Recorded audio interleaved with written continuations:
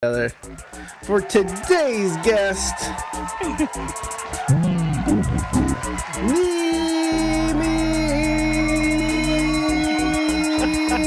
NimiWari. There she is. There she is. She's Here I am. Here she's here. She is ready to go, friends. We are doing things. Nimi, thank you so Yeah. much. So you were saying that you don't think that neighborhood was that hood. What? No, What? okay. Well, let me clarify because Please go it's ahead. Go hood. ahead. It's hood. Like I don't want to. And I've lived in the hood, so it's hood. I'm just saying. At least at the time you were on the Google Maps, there was no like shooting. There was no actors. There You was a- see any white chalk on the ground or shells on the floor? I'm just saying. Okay, I do need to. She had me at Loop Station. Oh yeah, she has. You have the Roland, whatever the boss, Yeah, I the have the. 505. I do. I love those things. No, well, okay. Let me just tell you what kind of neighborhood this is. This neighborhood's been garbage for about 40 years, right? And I'm sure that you have neighborhoods in your city that's probably Yes. been struggling for 40 years. Mhm. This neighborhood is where all the fentanyl is coming from. All the human trafficking is coming through this neighborhood. Like it's not the greatest. And I know it's not a good place because I used to buy and sell drugs in that neighborhood. So, That same neighborhood. Oh God. so, Oh, so, I, first-hand experience. yeah. So I know what goes on there. I know what's happening. And again, like I don't mind it, and we were kind of talking about it, and Raina was saying too, and it's true. It's there's trouble. Trouble can find you in the hood, but if you're cool and you're like just keeping you're not trying to start nothing, and you're just sort of like keeping to yourself, and you're nice, and you're not like some kind of asshole who's just in there trying to act like cool, it's fine. There's nothing really to worry about. Would you agree with that sentiment? I do. I do. I think if you keep your head down and you learn the phrase, I didn't see nothing, Yep. it goes far. I mean, I would, yeah. I didn't see shit. Go away. Yeah. Who, when, where, just, Don't But yeah, even. I mean, I mean, you say that though, but even in the nice neighborhoods nowadays, like I live in a nice neighborhood. It's not Beverly Hills, but it's decent. We have, good schools, all this stuff. I mean, I moved here from the hood, so it's like I made it out. But it's like you still have the weirdest crimes. Like 2 streets away, we had there was a terrible shooting, and this is Oh. like a family. Like they're established. The families on Facebook that just look happy, and then the next thing, everyone kills everyone. Oh my god. So yeah, so it's still. I think generally it's just bad. Yeah. I think just Yeah, everywhere, it's like people are hurting. People yeah. are trying to. Samo says hi, and I, I That like same boy. Hi. be the change you wish to see. I agree, Green Witch. I agree, and that's the thing too, right? Like, cause I lived in the hood, and Raina likes to say, my wife is Raina. Her name's Raina. She used to say, because we used to live in San Diego. That's where I met her, and we used to live in this community called Ocean Beach, Mhm. and she would call that hood, and I'm just like, that is not hood. Like, even the Southern California hoods don't look hood like East Mm, Coast hoods do. I'm telling you. I mean, like you go the projects in Southern California look all nice and the painted, and mm, it's like all like it looks real nice, but you didn't know that someone just got shot there last night. So right, right. it's Oh, so I don't know. She used to call OB hood because there's a lot of homeless, but it's a very expensive part to live in. It is kind of hood, it is kind of ghetto there, but it's not what I would call hood. Like I never really looked at it. Compton anymore. Yeah. Well, I don't know. okay. I haven't been to Compton in a long time. The last time I've been to Compton was just a drive through, but Anyways, so your hood, what do you think qualifies a neighborhood as quote unquote the hood from your Um, experience? okay, from my experience, well, when you're a little kid in the hood, it's not because I have good memories. Hmm. There was fun. Yeah, Because you're a kid. I playing with think the it's when you kids, playing grow in the up. streets, Yeah, playing tag, like neighborhood tag and you stuff. And then you also have to remember, like, I know we haven't really said anything about me. A lot of people may not know this about me. I'm half Nigerian. I lived in Nigeria for 20 years. You have not seen a Nigerian ghetto. I'm just saying. Yeah. So it's like let me see, we never really lived in the ghetto. Maybe we lived in the ghettoest part of the nice part of town Mm. when I was younger. But it was still, I think even internationally, the qualities are all the same. There's just everybody's working really, really hard. You don't see your parents often there. And then everything is run down and people don't cut their grass. Why don't they cut their grass in the hood? Like, God. I mean, just Look, when you're trying to like, keep the power on, you ain't got time for things I like get, mowing the yeah, lawn, all right? yeah, This is how yeah, that's true.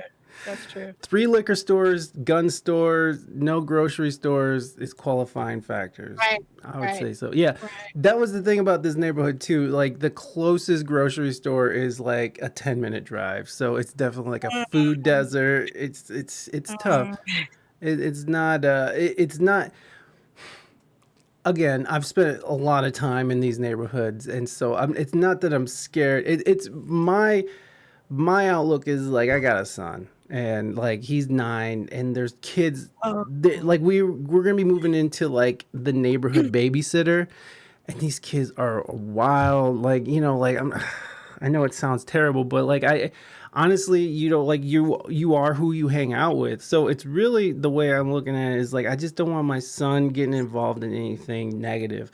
right. Now, if these kids are hanging out and they seem to be fine. I'm not trying to say these are terrible kids, but Mhm. it's like I just I don't like the idea of him getting involved in trouble. That's all. And I'm Mhm. not trying to sit here and say these kids are trouble or anything, but like I know how this shit works. I know how it works. I've seen it. So like you have friends who are doing dumb shit and then they want you're gonna all do dumb stuff too. Yay. I know how young boys are because I was an asshole I was too. just gonna say a boy. I mean, I guess you know what? It goes both ways, Oh really. I yeah, it mean, does. yeah, because I was wild, but I mean, I have 2 kids, and I know how school system was a very large reason why we moved to a better part of town. Because then the schools themselves, even if you're doing the best you can with your own kid, Mhm. it's almost like you have to unteach the behavior they picked up from school. So you're like doing Absolutely. double duty, Absolutely. and it makes it hard. So I totally understand that concern. Yeah. Especially nine is a impressionable. That's when you get ready for the fun stuff. I mean, like you can already see it. Like we homeschool our son, so it's like Oh, we you're have better. I mean, that's better. yeah, we Like, have an yeah. advantage in that Hmm. department, but it's just like I don't know. That's my biggest concern and plus I have like a bunch of like music equipment and stuff like that, and I just don't want no problems with that. But again, I don't think that's going to be the problem. The biggest problem for me is just the influence of the environment on my son. Hmm. But again, we're not bad parents. We don't just let our son just run wild in the streets. So, Right, so like right. as long as you're keeping an eye on people, and everything's fine. But like I talked to your sister, and she was telling us Yeah. about how you guys came from Africa, Nigeria, right? That's what you Uh-huh. guys said. How was that transition for you from Nigeria to what? Did you guys go straight to Alabama? Well, my mom is actually from Alabama, Oh, and my okay. dad is Nigerian. So they met at the University of Alabama, and she was Ah, working in a fried chicken place. oh, And he came in and he smiled, and she only saw teeth because he was very dark and it was very cold, and he was bundled up, and that's the story I hear. So, so you just salty. he, No, but for real. So it's like, something. So we were here until I was like 7, and I was like in the 80s. So we moved to Nigeria then. Now my sister hadn't been born then. My sister was born in Nigeria. I was born. Mm. I was born in St. Louis. I don't Oh. know. I have no explanation. I have no memory of it either. I mean, my parents got married in Alabama, moved to St. Louis because my dad got a job there. Then we stayed there for like a year. Then we moved to Inglewood, California. I hate that I don't remember any of this. Oh. Well, that's all But right. yeah, in Inglewood, then moved back to Alabama, and then we moved to Nigeria. So that was like 84. Wow. Yeah, that was How old were you then? I was 7. Oh, okay. So you remember a little bit, maybe.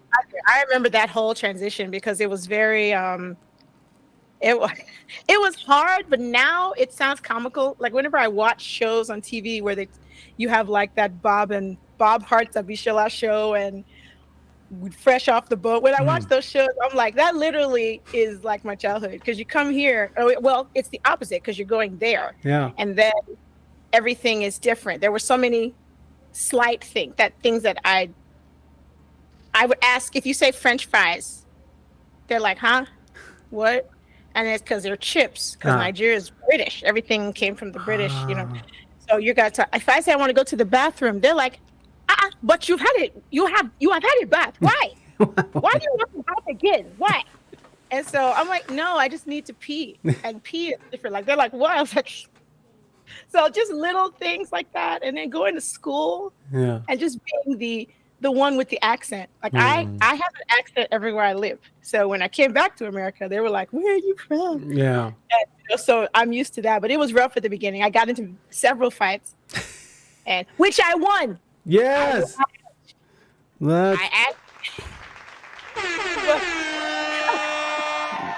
That's right. NimiWari for the win. Whooping ass in other continents. Let's go. Let's go. So the transition to Nigeria was difficult because you know you were the odd one out, and so you ended up having to defend yourself or tune in some folks up, letting them know what's up. Because it was irritating. You'd have people just walking behind you, repeating what you were saying. And so they would just follow behind me. And I said, you keep on, I'm going to punch you. He made me punch you. And so I did. Sorry. Were they scrappy down there? Are they scrappy? I mean, the folks in Africa seem like they're scrappy, but Africa's a big place. It's true. It's like if somebody says they're going to fight, there is going to be a fight. Like we're not just saying it. We're like, and there's not, I laugh when, I see people here where you see those fights on World Star, like before they start. And my husband and I will sit down because my husband's Nigerian. We'll sit down. We'll be like, this girl's not ready. Yeah. She's just talking. Or she's going to lose. She's going to lose. Look how she's talking. She's going to lose. And we're right.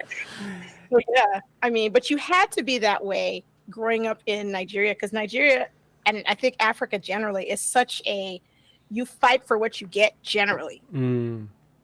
So all the things that are like a given here are not a given there. Like power outages are nothing to me. Like you would go months without power. Wow. If there was a government shift, if somebody took over, we didn't have electricity for a while till they sorted it out. And we lived in good neighborhoods. So everyone had a generator, depending on your level of money, it was the kind of generator you had. So it was, because the culture is like that, everyone is very forceful. That's why a lot of times I would get in trouble, not get in trouble here, but I would talk and I sound like, to me, I'm just at a regular volume, but everybody's like, something happening? What, are we fighting?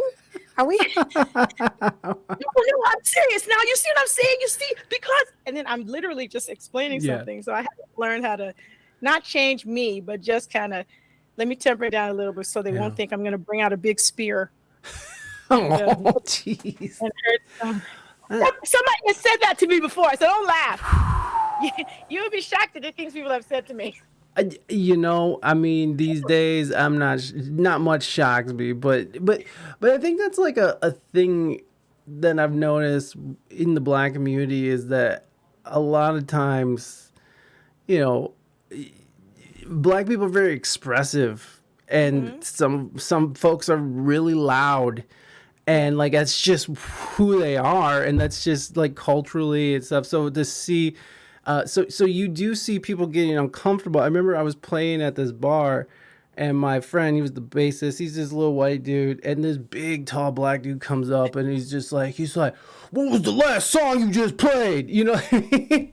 And my friend's like, I don't remember. You know, he's like fearing for his life, and dude is just talking, and so it's like, yeah, oh, it was blah blah blah blah, you know, and it was fine, and then like you talk to people, and it's just being you, like if you're not familiar, it is off-putting to some people who are not expecting that. So I can't even imagine what it's like to come from, Nigeria, where like it is over the top, seeing how people talk, and like it's very expressive, and then to come to America where people are very much like, oh, my bubble, and like, Right. so Skittle Farts, welcome in, good to see you.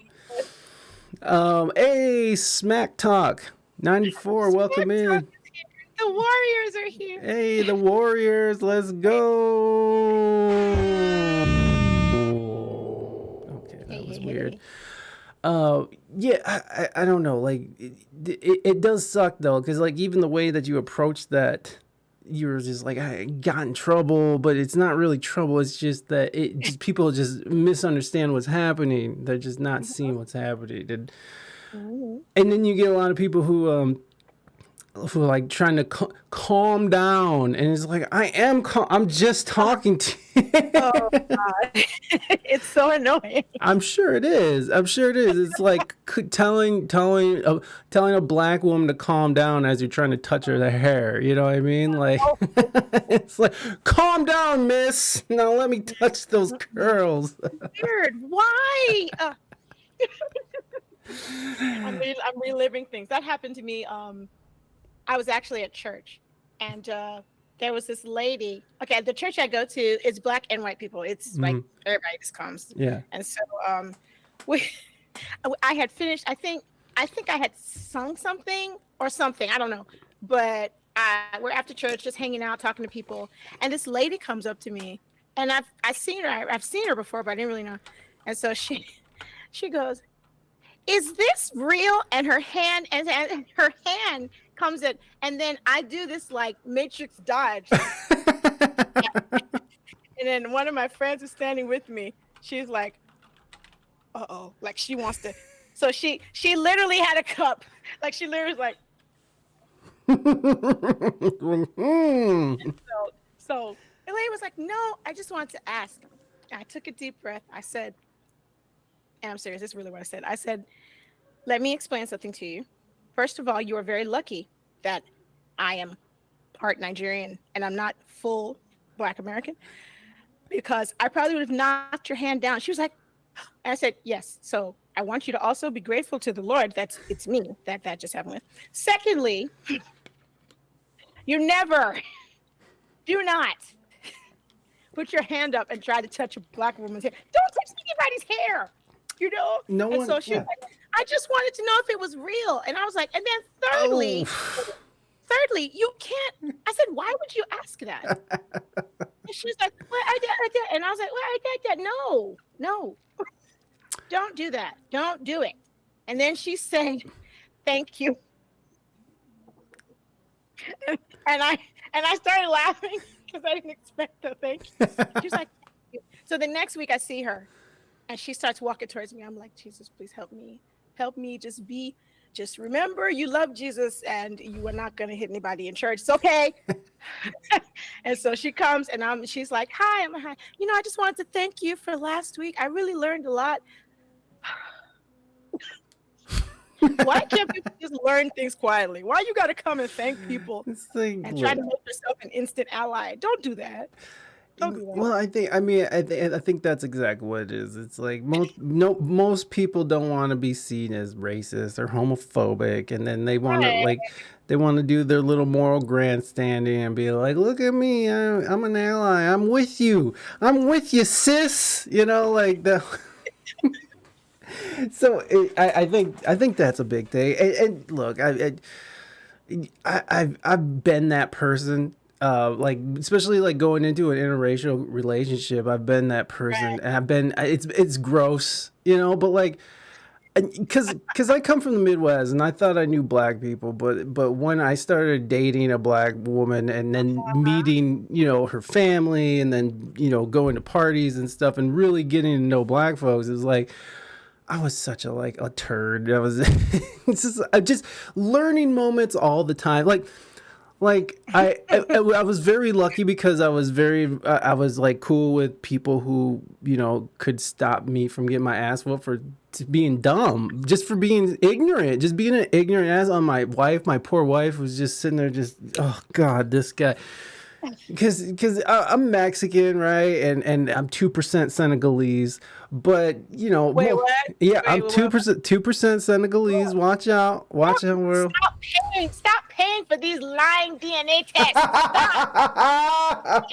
Y'all throwing your money away. Oh my God. I have a white friend who had 10% Nigerian. And I said, you know what? I don't know what 10% that was, which part of Nigeria they found. Y'all stop wasting your money on this thing. Listen, I'm owning my 2%. I'm owning my 2%. I'm owning it. But okay, but like obviously I'm pretty pale, right? So my dad was a very tall white German. But I just remember this one time we were going through a party and it was mostly black folks and they're playing beer pong. I'm like, I didn't know black people played beer pong. I'm just like, God, like my wife. I just feel so bad for my wife. She really had a lot to deal with. Look, I can say. It's like- You were just loud with it too. Oh Lord.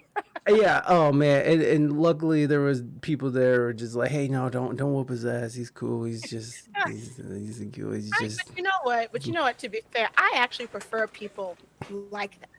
Like, there's it's I prefer when people are very, I don't know how to say what I'm trying to say. There's a way that people can say it and come across as they are being condescending. Mm, And then there's a way people come across as genuinely, you didn't know. Look, yeah. I do the same thing for white people. There's some things I didn't know white people did. Or, I mean, I'm a singer. When I hear a really white person, and they sing like Whitney Houston, I freak out. I'm like, what? They're just some stereotypes. And I hate that. I don't want to say stereotypes are great, but some of these things culturally that they're true. Yeah. You know what I mean? So I think if you were just expressing the surprise of, I think that's fair. Well, I think that's fair. it really was, and it wasn't like me being like, "What are these blacks playing beer pong? That's our, that's our game."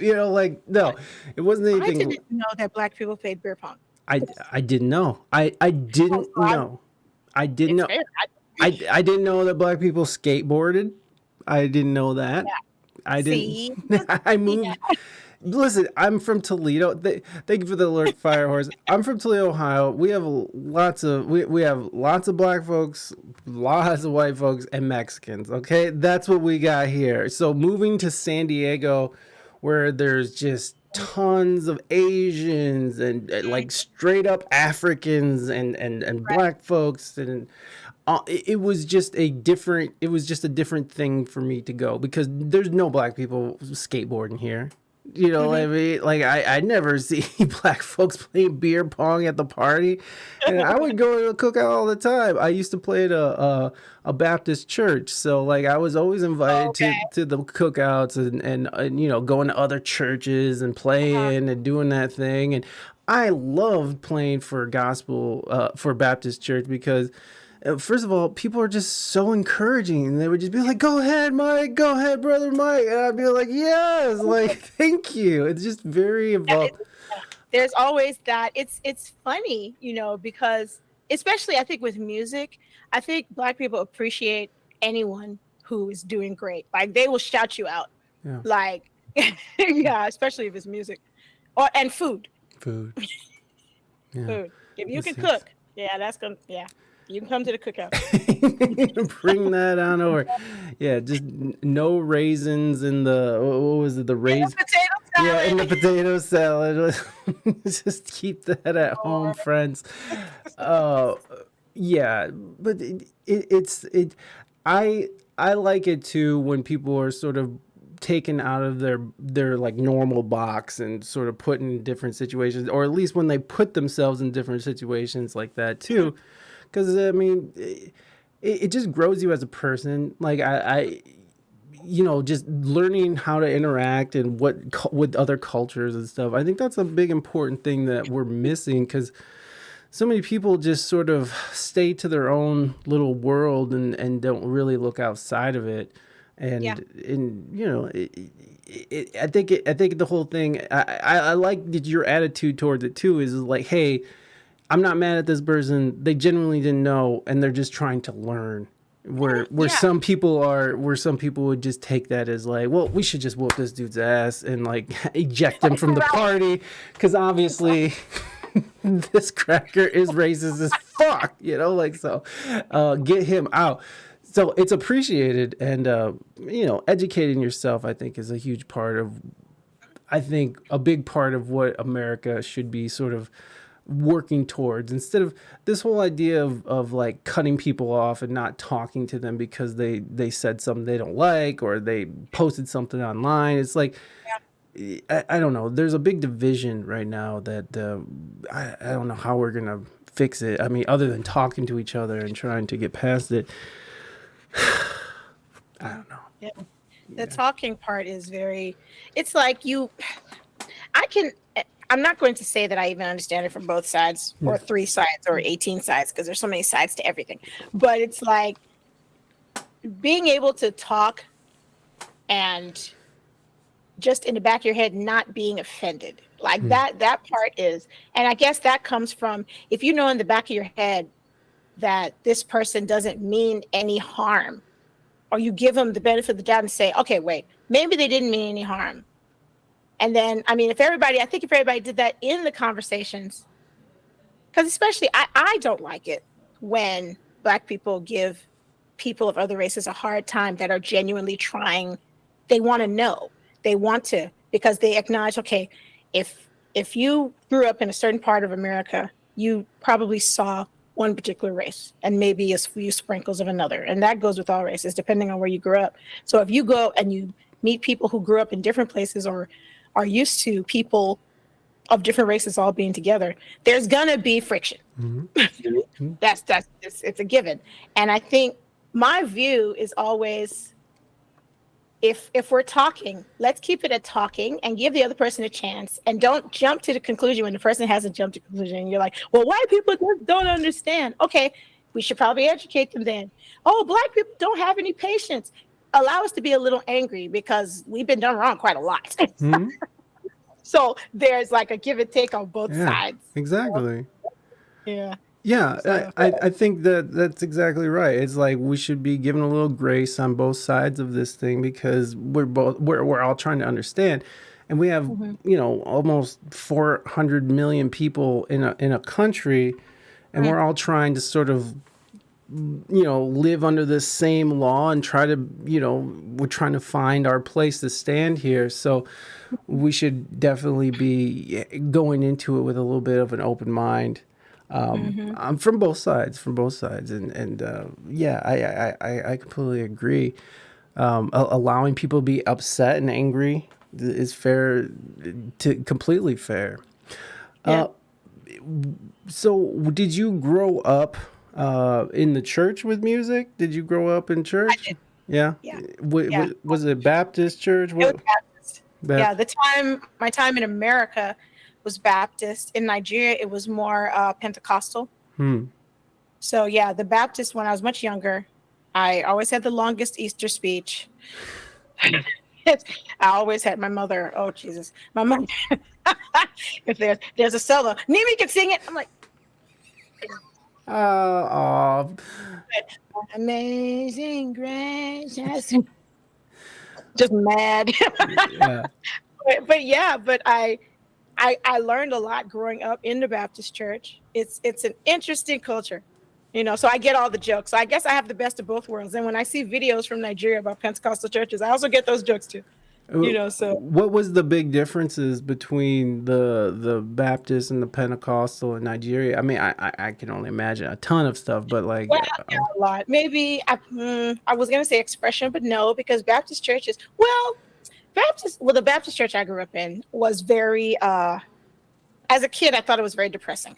oh, At the beginning of the service, because then they'd have this like prayer time, and then the guy, the deacons would pray, and then it was like a singing kind of chanting, and then you never knew what the hymn was they were singing because you really didn't know what they were saying. Like there's a hymn, I'm sure people on here might actually know what I'm talking about. I kept wondering who Charles was, because they would go, "Hey Charles, like for years, and they were saying a charge I have to keep." And so I'm going right, and I'm not the only one. Like, hey Charles, no, you're right, because in the Bible. if you Google "Hey Charles" hymn, it comes up as a charge to Does it keep. really? Yes. Yes, it comes up as a charge to keep. So you had that part, and then but when the choir came to sing, everything would pick up and everything would get exciting, and then because people would be singing, and we'd be just like, exactly, So we went to Nigeria. There are Baptist churches there, but they're not like that. So we were like, okay, well, we're gonna go to, we need something with music because my family's very musical. So there's no one gets tired in Nigerian churches. Okay. When we're singing, one song leads to another song, that leads to another song, that leads to another song, hours. Like we're just dancing. There's a lot of church used to be like my club. That was where we went to break it down. Like it was like okay, look, because you actually had that much of a good time. So because it was just very fun. You were the music is just so fun. Like I don't know if you heard any of the African praise. Like if you go on YouTube, they got 3-4 hour videos of African Pentecostal praise. And it goes into African praise. It go one song into the other song into the other song, and it's like the songs are really short.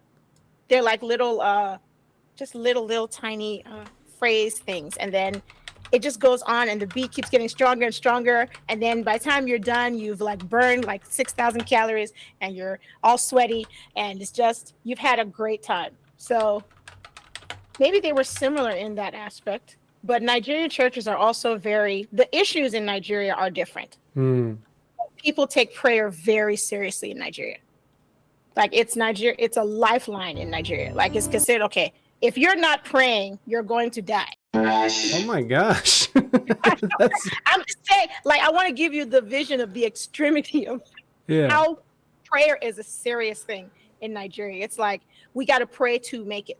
We got to, what is this? What is this? Best morning worship, African worship mix. I don't know.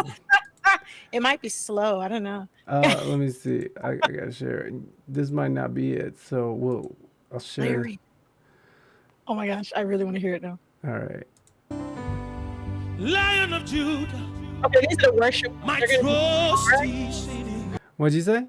I said these are the worship ones, so they're going to be a lot slower. Oh, okay. Let's see. You just do African praise. Just type African praise.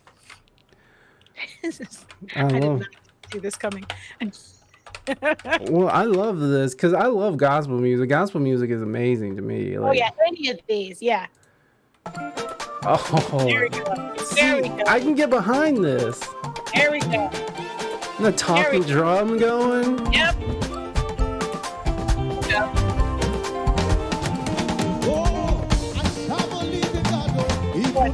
Oh my gosh. That's what I mean by it's like a party. So it's like a party. This is absolutely a party. This is like going on vacation. Like you just need to do this on the beach. For No. Everybody would be praising the Lord if this was vacation on the beach. So so the music is a big part of it, Yes. and just like in like Baptist church, music is a huge Yeah. part of it, and there's lots of energy behind it. There's lots of love going into it. Mhm. Which I love about that. It's like I'm not much of a religious person. I grew up Catholic, and oh gosh, Catholic. If you've ever been to a Catholic service, it's just it's painfully boring. It's painful. It's painful. The only thing I will say about a Catholic service is that it's like about 40 minutes and you're out with It's true. Oh, and you were in a Baptist church. Oh no, no, they're you stay. all morning, into Lord. the afternoon, baby. We're going. No, yeah, and that was that was the thing about going to church, playing in church too, because I was also like partying at the time, so I would roll into church hungover. And it's time to play for 3 hours. Let's go. Let's go. I was young. I was young then. I I could was young. I could do those kinds of things. Now I would just I wouldn't I just wouldn't drink. No, I think that it takes a lot of, I mean, because the way the Baptist church one goes, and you're not just playing little riffs and little licks, like you are playing serious, like Yeah, you're you're playing like jazz stuff. You're yeah, playing everything. exactly. So These yeah. by the way, that was worth every second of it. It's the only place I fall asleep and wake up a little after homily, like clockwork. Yo, it is. It's hard to stay awake during Catholic service because you're literally. It's just. It's like Ricola for like almost an hour, and it's what do you. And there's this whole thing too about it that drive, like Catholic churches are so like big and gothic and Yeah, big windows and big cathedrals and yeah. big old robes, and hats and all this stuff. It's just a very sterile environment that I'd never really cared for. Even as a kid, I always thought it was boring. But man, you go to a Baptist service, you are on your feet, you are dancing, you're cheering people on. You got people. That was like. So were you in the choir or in the band? Or like where? I was in the choir. Like my mom insisted that I join the senior choir. Hmm. That's like the grown-ups, and I might have been 6 or something. And she fought them because the kids choir was very kid choir, Hmm. you know, and we're at like I was at that level. I was singing then. I was singing.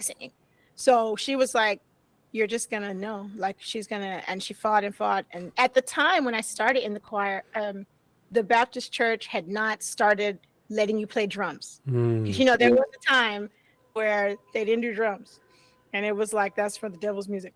And so I didn't realize that. I didn't know that drums there weren't was a allowed. time where there were no drums. Wow. And so you can imagine why that beginning part was always so boring, because it's like we have no rhythm.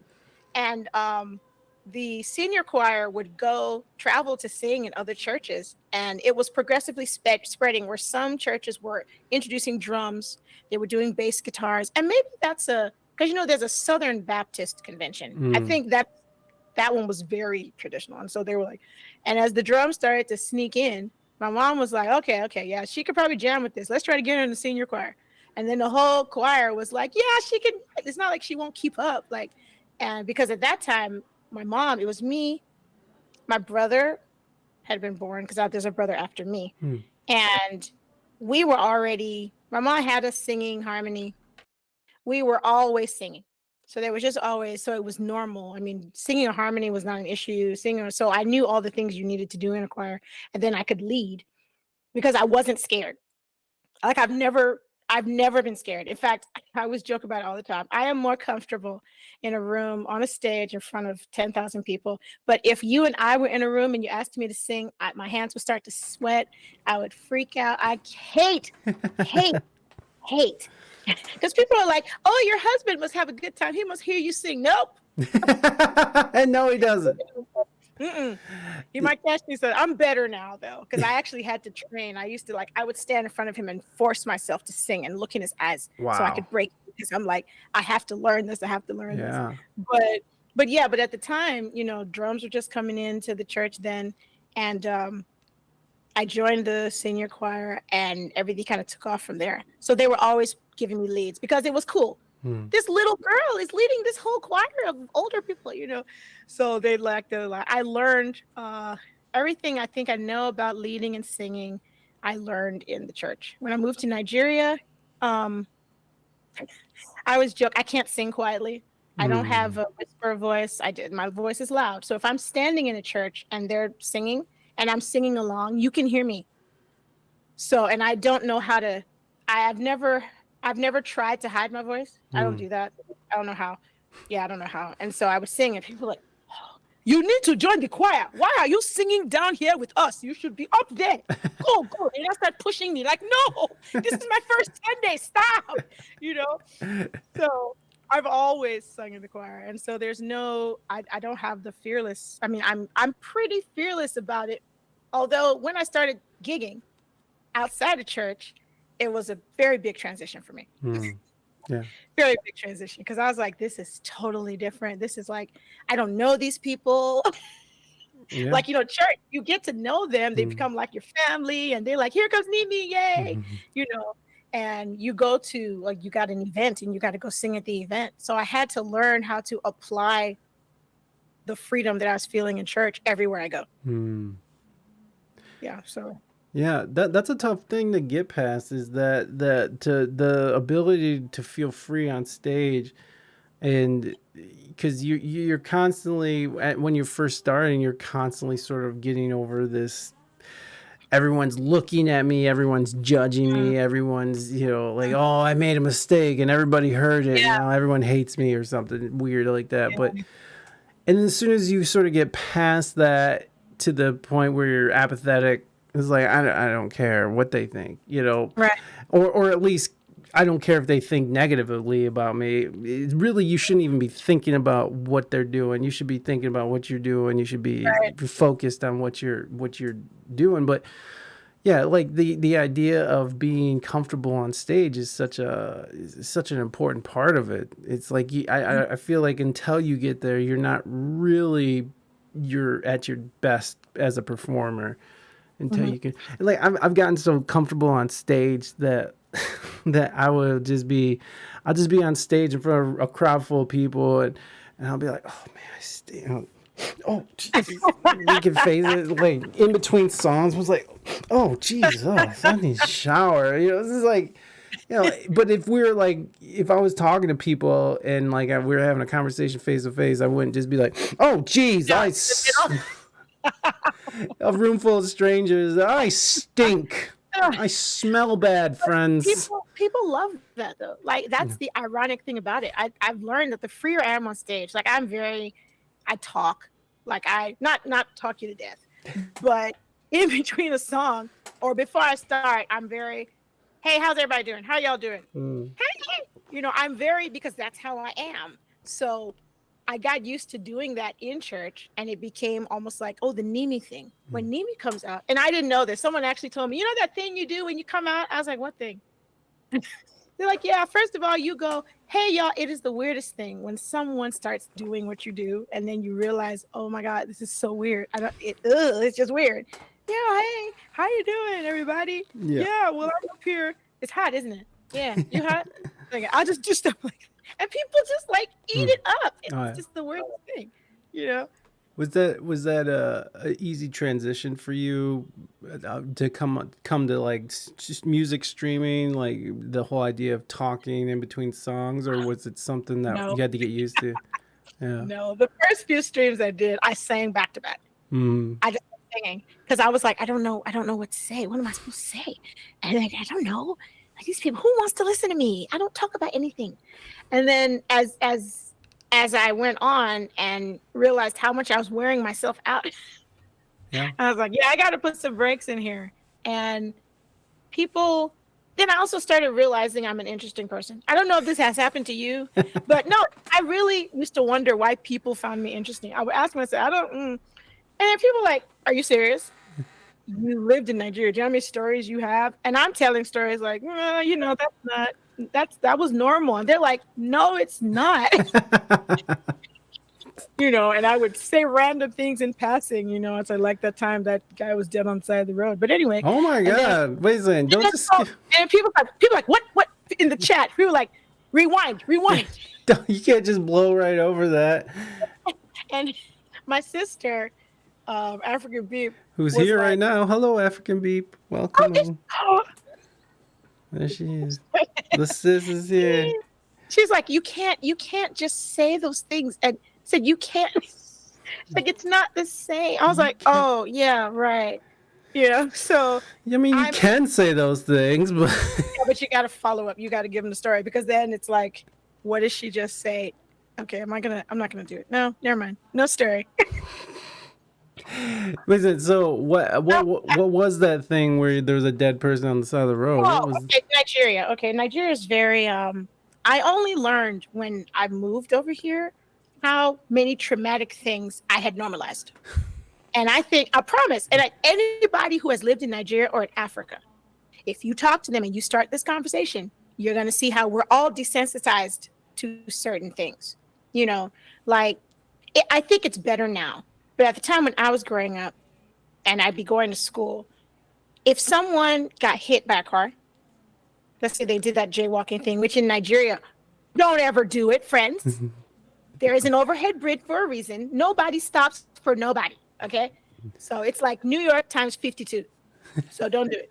And so you are like going to school and there's a body in the road, because there's no, how in America, you just call 911. Yeah. There's no 911. There's no, police will, if you call the police for stuff, first of all, I don't know if I ever knew the number.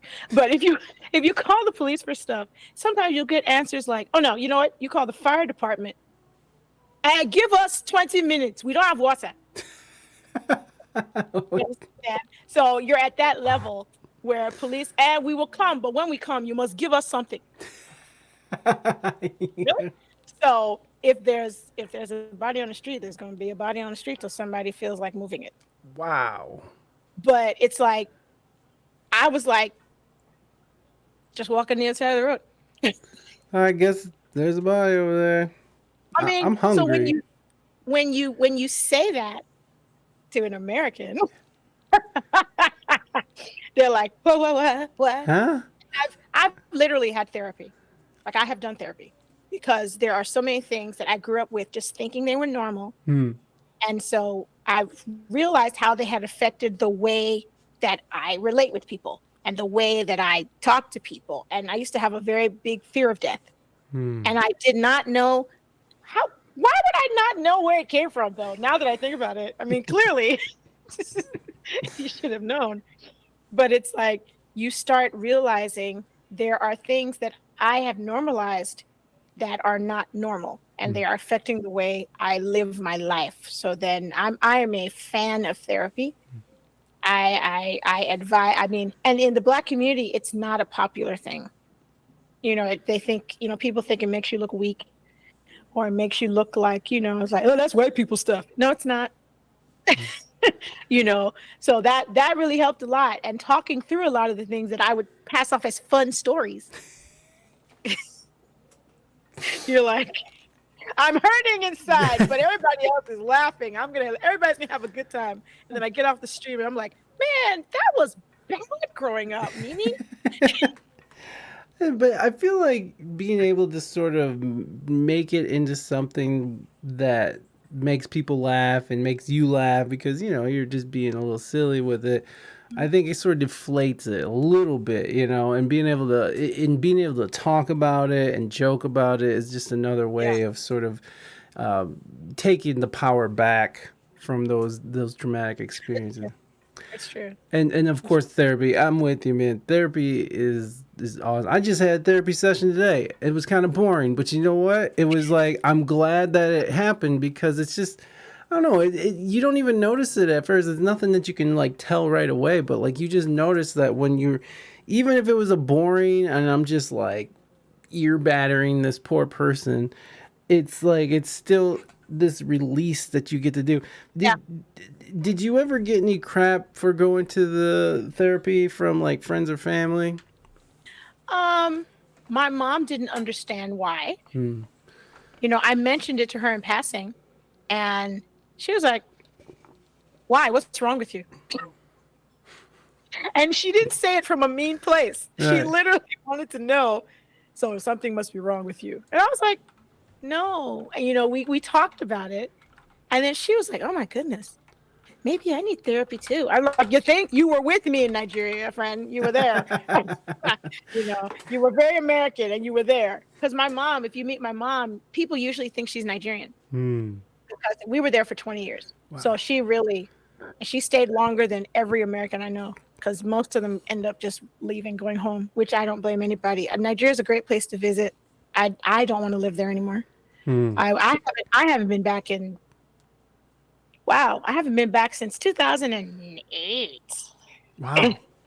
Or something like that. It's been a long time. My kids, like, we have to just inform them that they are Nigerian. You should know.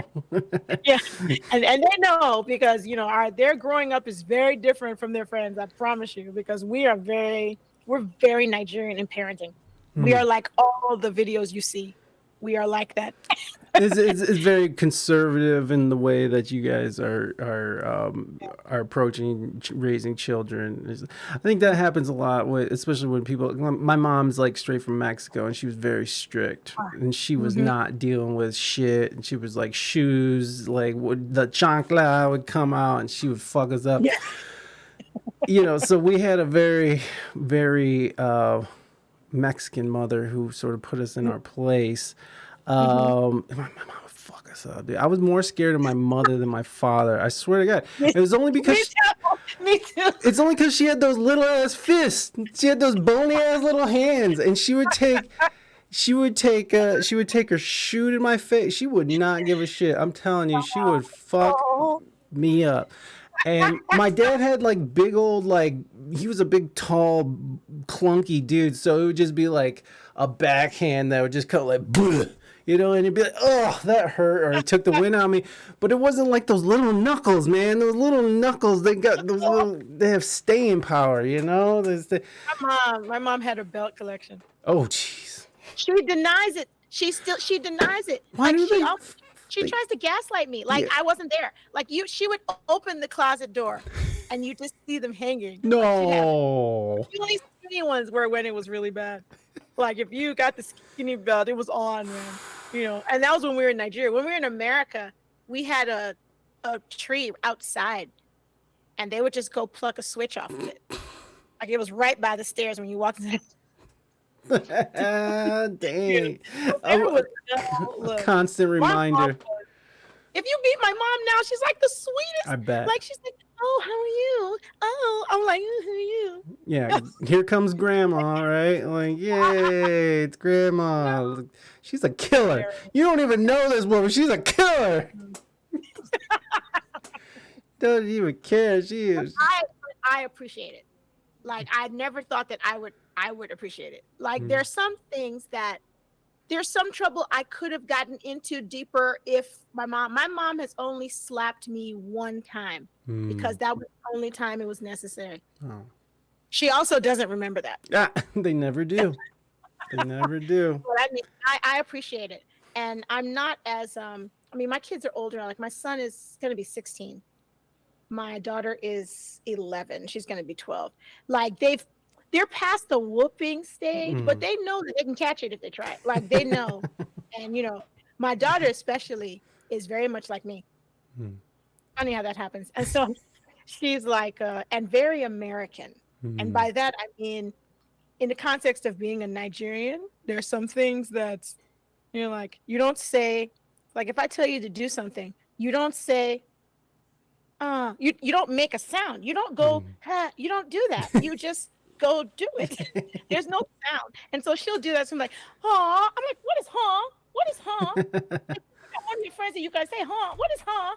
Go and carry your and go and do what I told you to do.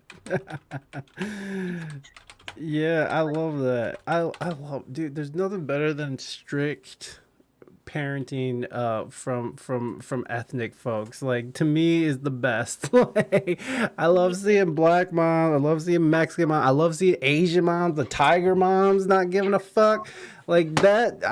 I love it. I think it's amazing, and I laugh every time I see it in person, because it's just like, there it is. I think you need some degree of it as a parent. Like, think I so know too. there are some parents that don't have to touch their kids.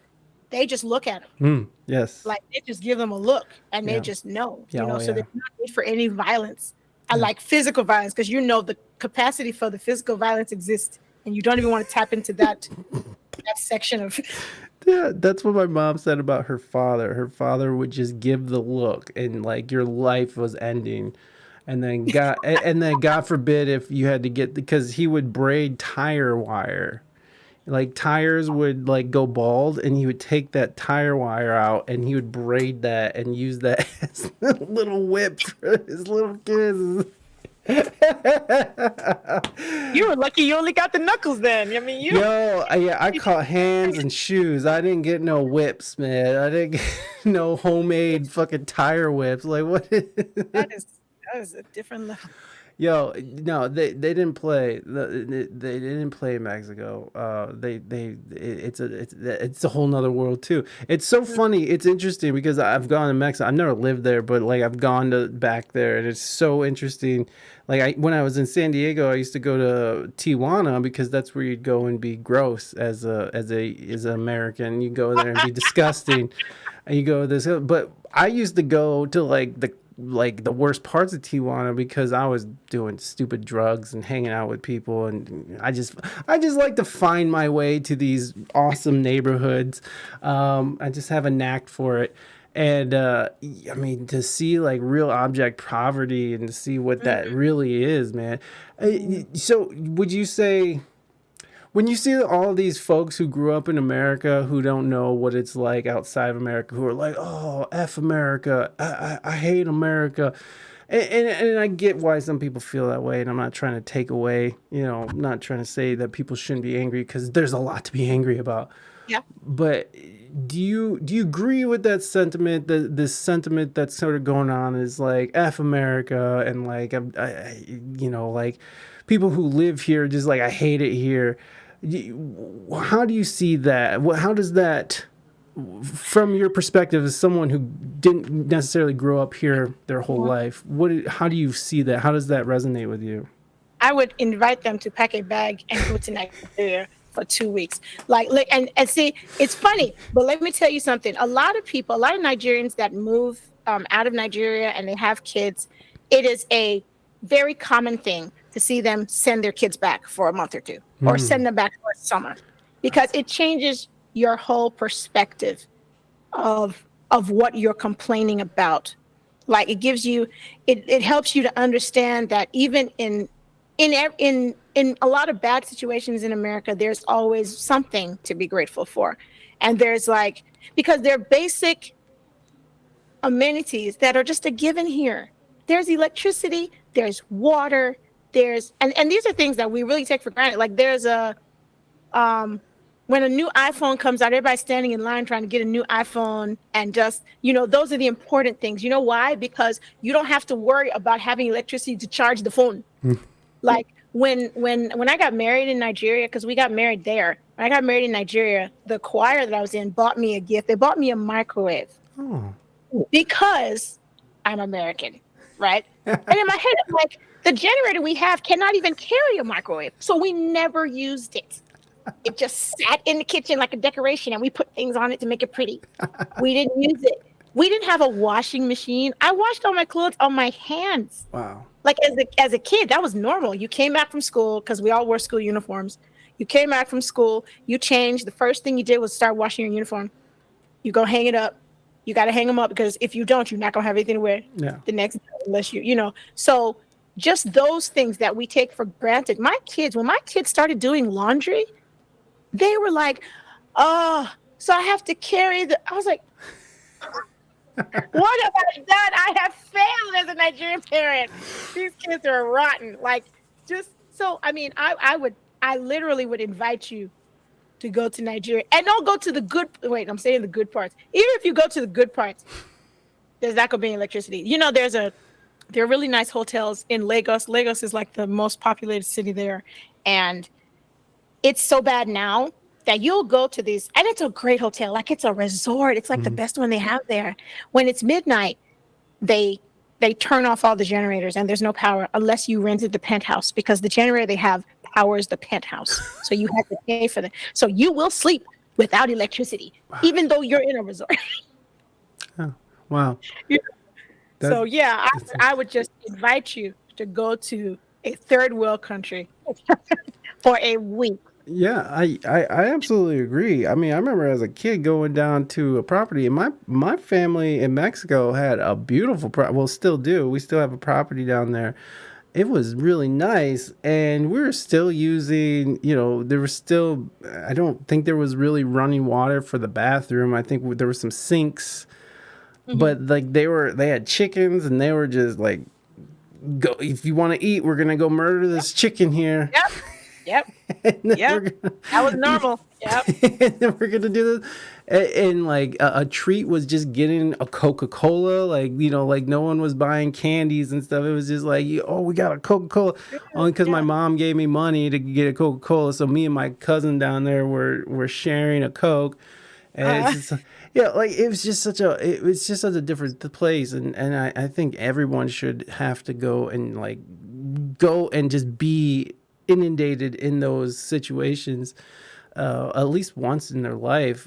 My yeah. wife, Raina, she went down to gosh darn it, Haiti, but it's not Haiti. It's the other one that's connected to Haiti, which is I don't know. it starts with a D, Dominican Republic. So it's Yeah, yeah. the DR and then Haiti. They're both Hmm. one island or whatever.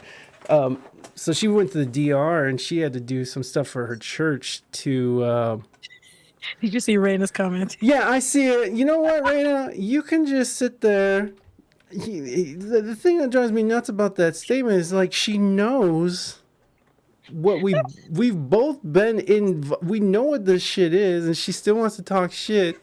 She's not gonna let it go. She's She's not. not. But it's true. But like if you think about like even in some of the worst ghettos in America, you're still doing better than a big population of It's people true. in Nigeria It's or true. in these African countries or in Mexico. It's true. And so it's like, man, it's hard to sit here and be like, sit here as such I'm a fat, overweight American who's white presenting. White presenting. Is that But what they call it now? I, I'm sitting here complaining about having to move to the hood, but there's actual people out there who are like, had to walk 10 miles to get clean water. Maybe it's clean. Who knows? Maybe it's clean. Maybe you won't Maybe. get Look, dysentery. should I name? I have had cholera. I have had typhoid fever. I have had malaria. I've had like, and it's funny because when I moved here, I realized that people die from malaria. Having malaria in Nigeria is like catching a cold. Oh, shit. I promise I didn't know until I came to America that people died from malaria. Because and then you just run to the store and you get some medicine and you have a fever for some days and you feel like you're gonna die and then you're okay. Like I promise I didn't know. So see, like my sister says malaria was like flu. It really was. Because okay, my husband, is full Nigerian. The first time he came to America was like 2009. That was his first time on a flight. Like he Oh, flew out, he had a direct flight to Atlanta. And so he was like, every little thing that happened to him, he was like, I know I don't have malaria, but that's what it feels like. Like, so every illness was related to malaria to know, like, I know it's not because that type of mosquito is not here. yeah. And I'm just saying what I'm feeling now. It feels like malaria. My body aches like malaria. Right. And we used to have they would make commercials. you know, it's thinking about it now. They'd have the commercials for the malaria medicine, and there'd be a guy. Beep is gonna laugh because I know she remembers this commercial. Like the guy was like, and we're like, and he's like, Daddy, Daddy, what is wrong? I am feeling feverish, headache. It was so dramatic. But we were like, yeah, that's how malaria feels. What is this medicine? Let's go and buy it. Let's go. This will work.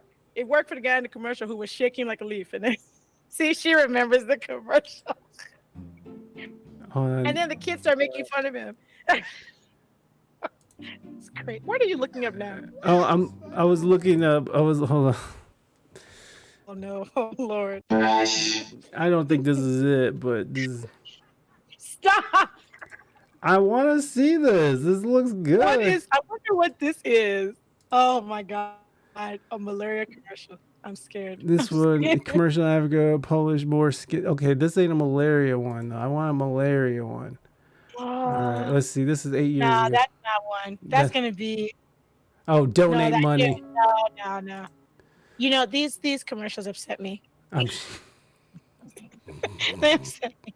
I just hate that those are all the only things they show in America. Like they don't show. I was so glad when they made Black Panther. I was in the theater like, yes. We have nice things too. We have nice things. Yeah, it's not just. It's just like anytime you see anything in America about Africa, it's like Africans in the dirt, like. They got that one fly. Yeah, and there's flies on their eyeballs and shit. Like, why does it have to be like that every time? There are nice parts. That's not all just. It's gonna be very hard to find a nice. I wish I could remember what the commercial was for.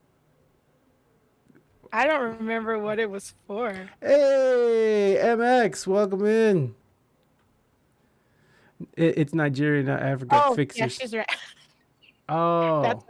That's also another thing that people. I hate it when we talk about Africa like it's a country. Right.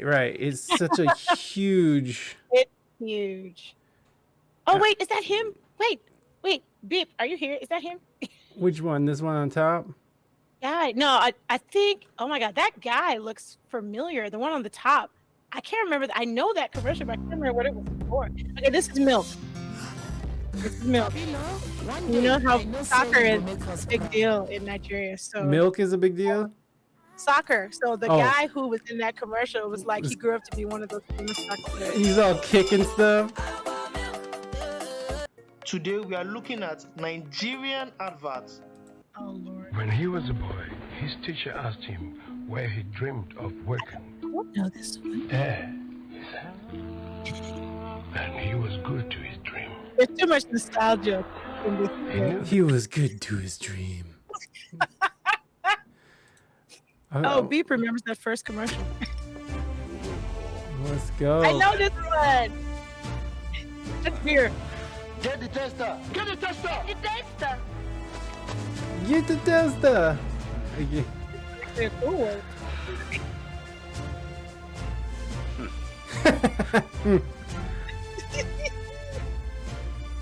What makes Gulda beer taste so irresistible? You're gonna drink all of it. Is it because it is made He's gonna slam it. Come on. Where's the malaria? Oh, this is a good one. This is headache. I love the music.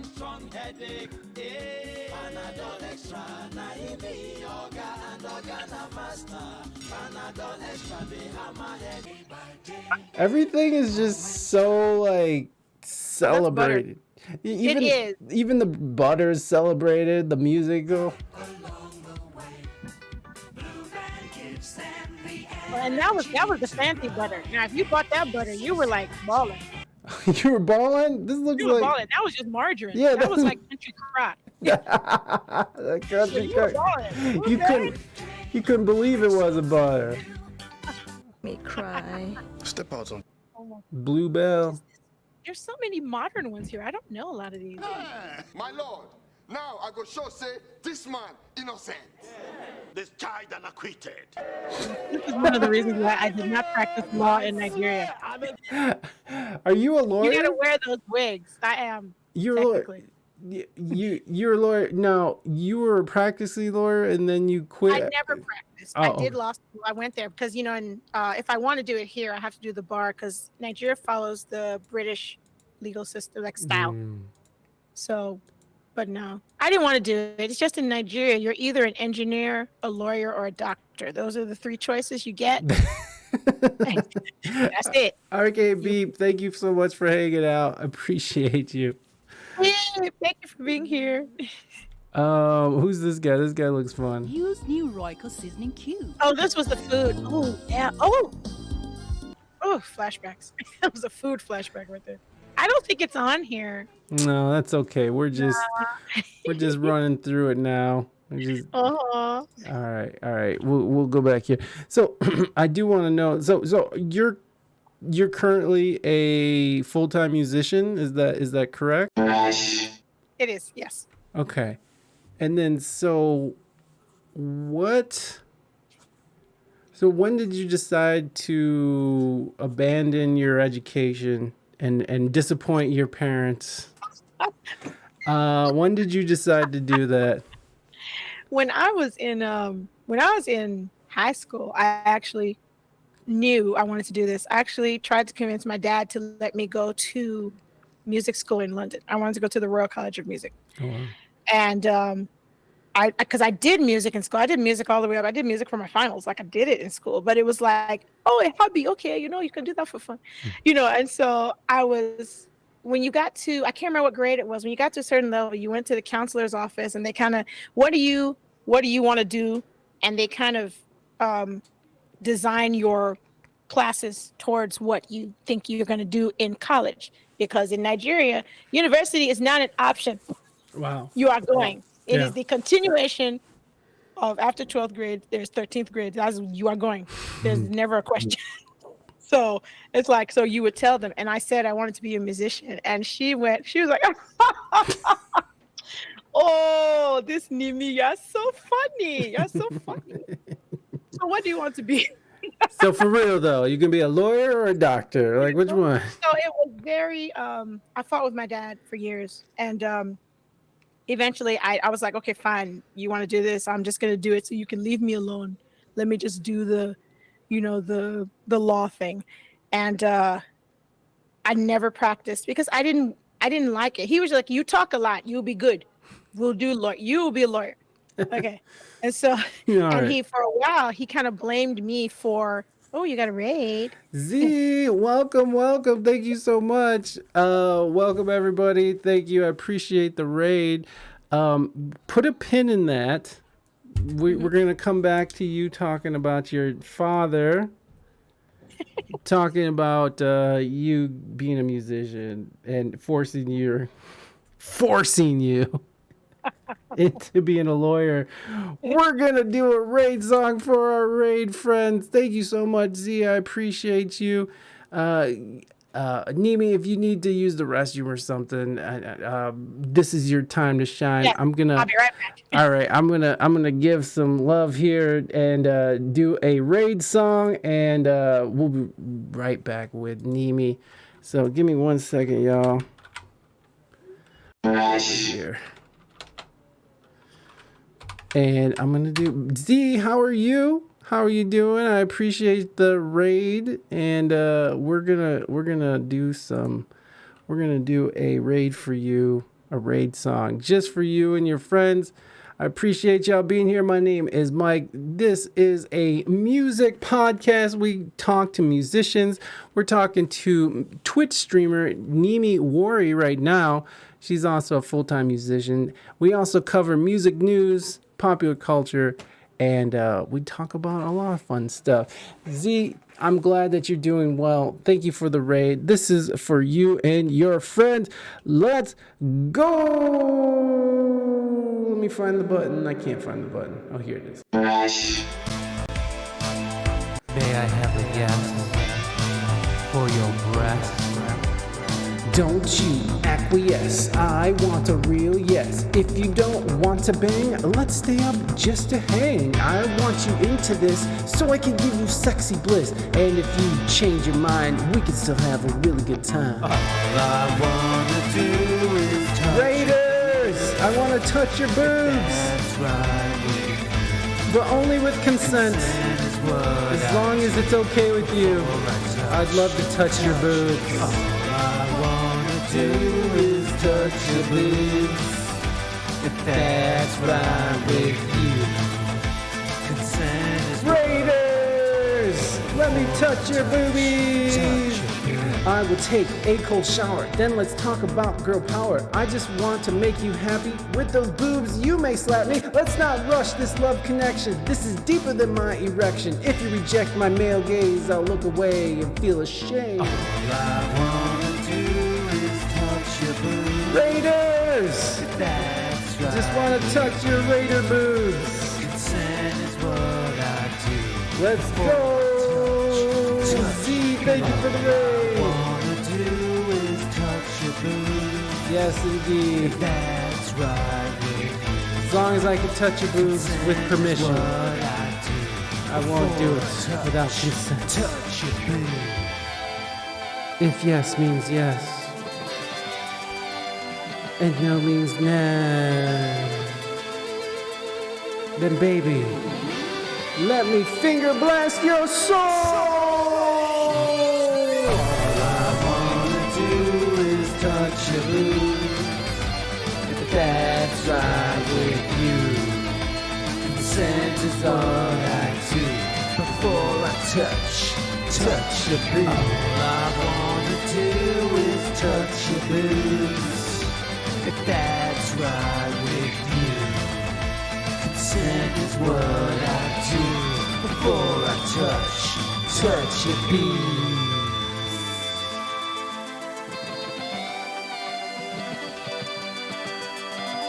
May I have a yes to grab his breast?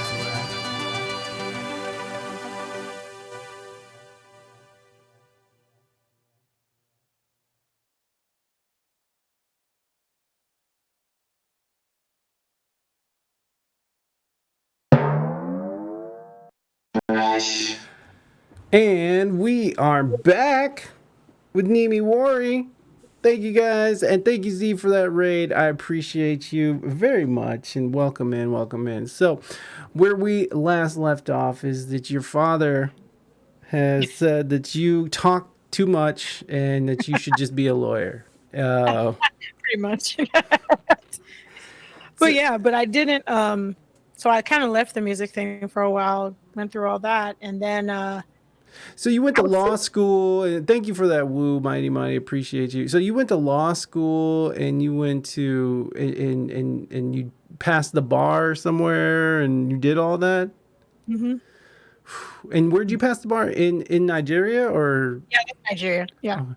But you never practiced anywhere, you just passed the bar? Yeah. And then, so what have you been doing between, then and music? Well, I was singing in church a lot wherever I went. So there was always some kind of outlet for the music, but I did not really seriously consider doing it professionally till 2020. The pandemic. So that really was what set it off. I had been going for auditions. I had auditioned for that show Sunday's Best several times. Oh, wow. I went for The Voice several times, different places, just kind of chasing it. And I think it was like 2020. I was like, you know what?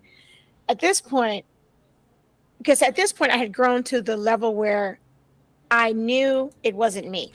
I knew that I could sing. I knew that it wasn't like I had bad auditions, because I literally saw them pick people that I knew I was better than. Yeah. And so I was like, yeah, clearly this is TV. So there's a whole bunch of other stuff that you're looking for. I'm going to stop trying to fit into that mold. People are doing independent stuff and doing well. Why not just, try to get into it? So, but I didn't really know where to start. I knew that I wanted to start at least gigging and stuff. But then I decided that I'm rushing. I used to sing on this karaoke app, and Smule. Yes, and I was so into it. I was in all these. They had the groups, and so they had this competition, and I won the competition. It was a very hard competition. I'm like, if they did a competition like that on TV, because the themes you had themes every week. You had to create these things. They would give you one of them that gave us a black and white movie, and they were like, create a soundtrack to this, and the soundtrack has to be in style of a Charles Dickens novel. I'm like, what does that mean? Like, it was that level of madness. So I won. And so the prize, which I didn't know when I entered it, because they were like, the top prize, we're not going to announce it until we get down to like almost the end. And it was a trip to London. And they were like, we're gonna rent a place and we're gonna let you put on a show. And my entire family went crazy. My whole church went crazy. Like it was like they were like, ah! So that was crazy. That was right before no, that might have, I can't remember what year it was. It was a couple of years before 2020. But that was kind of when I did that, we were like, okay.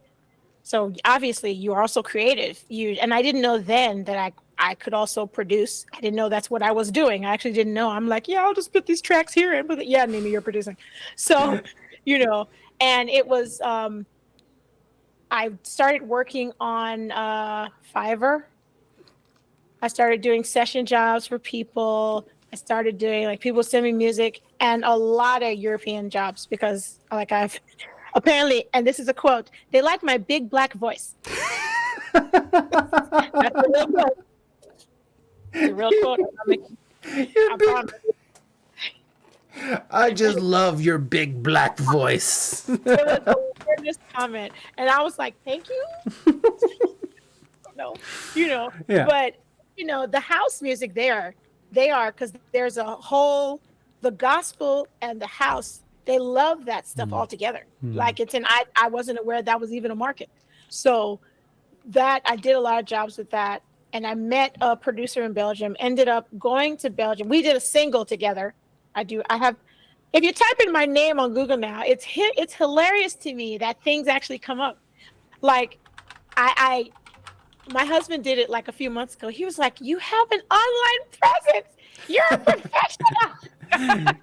Look at, there it is. There's amazing. Like, and that happened maybe in the last 6 months, but it's like, well, there's also a place in India that is called NimiWari. But you also have NimiWari here. Look, and you have a website going. Like, so suddenly, after all these jobs I had been doing with people, I would do the jobs and forget that I had done the jobs. And then I'd get messages, hey, it's out on Spotify. I'm like, what is out?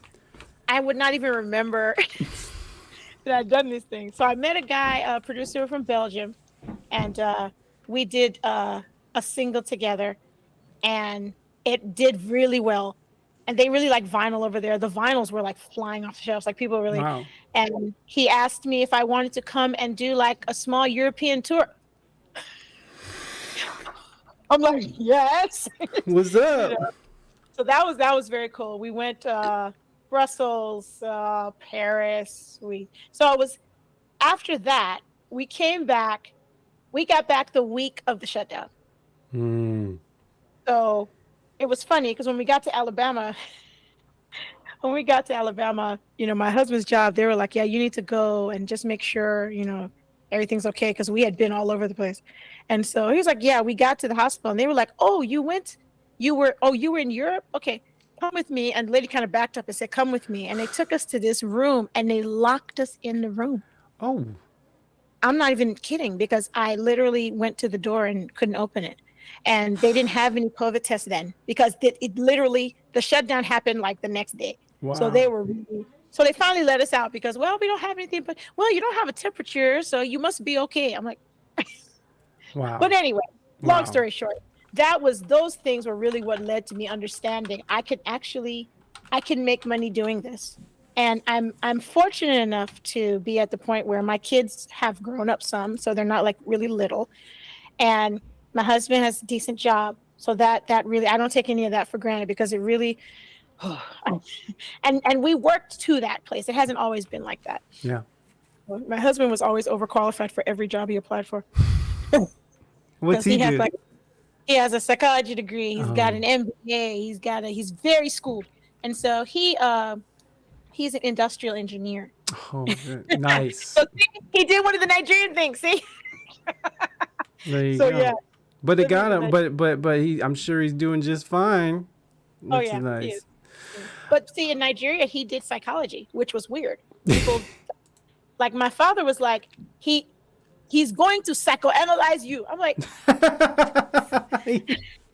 you, you yeah. So I think since then, since the tour, so that's what I've been doing jobs for people, and I've done so many, and I suddenly remembered, yeah, Nimi, you write songs, like you do things. Then I started live streaming, and then people would ask me, hey, do you have any originals? I'm like, yes, and that'd be the end. I wouldn't say anything else. And they're like, well, can you play one? No, Mm-mm.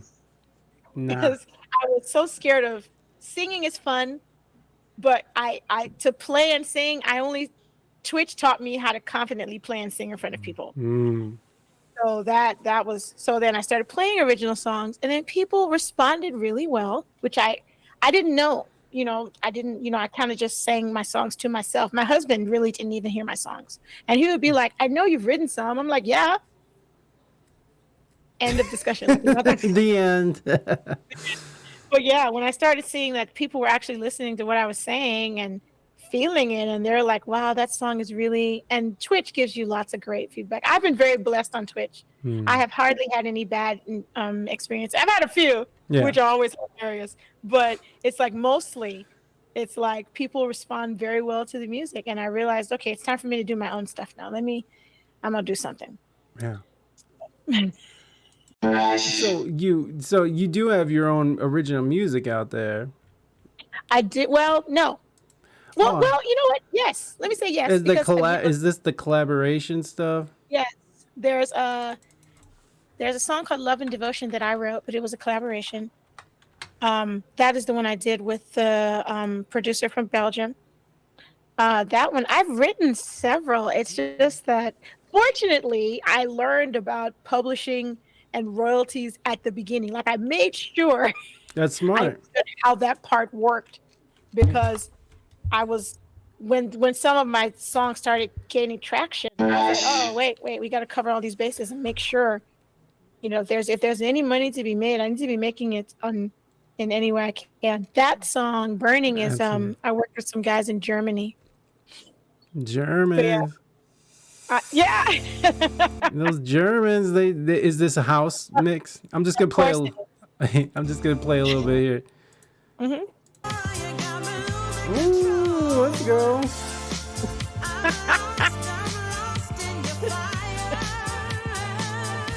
Dang, that's pretty funky though. I like it. Yeah, they have it's a soulful house. Oh, So that's like a genre on its own, which I didn't know there was. I don't know either. Yeah, but apparently it's a thing. They It's have a- like soulful house playlist, and it's my big black voice. So, I need to write a song with that in there and see what happens. Like I really, literally. I would love to hear that song. You could just call it My Big Black Voice. And that'll For be real. or that could be your album name. It's like My Big Black Voice by NimiWari. Oh my god. So once the pandemic came, you sort of realized you're like, I'm gonna lean into this and like really go for it. And so you're in Alabama, and is the city you live in, is there a market for, is there work to be a working musician where you're at? I've had to find it, and it's also because things here are very I don't know, there's no nice way to say it. Everything is very divided by racial lines here. So if you're a black musician, you play black events. If you play, and I don't like that, because as far as I'm concerned, I don't care what race you are. If you have money and you want to pay for music, I'm here. Right here. So I've had to do things like when I made my I have a NimiWari Music as a business. We did an LLC. I joined the local chamber of commerce here. Like I did the things that you would do if you had just a business. And that has helped me a lot. And it's a people, they're like, oh, we didn't know you were here, and then I was like, yeah, I know. No one ever knows I'm anywhere because meanwhile, if you go to Europe, you might know me, but in my little, so I'm trying to bridge that, and you have to make some effort, especially just because of the way the race thing is here, so, and it's not like anybody's being like they don't want you to sing. It's just that people just assume that's how it is because it's always been that way. So when you have a corporate event and you'll have one of the big companies around here, like let's say you have Alabama Power or one of those like big companies, and they want entertainment, why can't I do that? We can have a jazz evening and I'll plan the theme for you. Okay, what do you want? Like in August, I'm doing a Whitney event. I'm doing a Whitney birthday event. Nice. I mean, because it's like nobody does those things here. And really, honestly, Twitch is the thing that taught me that because Twitch, my streams are always themed. We have so many. We've done the 90s, we've done the 80s, we've done we do all kinds of things, and I'll dress up for it.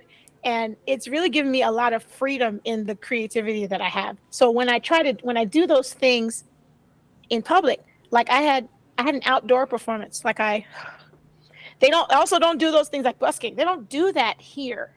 So I had to go through all these hoops. I had to go apply for a permit. I had to do this. I had to do that. And they didn't know where to put me. Well, we don't know. What do you need? I had to do a police report. So it was like, will your crowd spill into the street? I'm like, I kind of think they're going to have sense enough not to stand in the road. I don't know.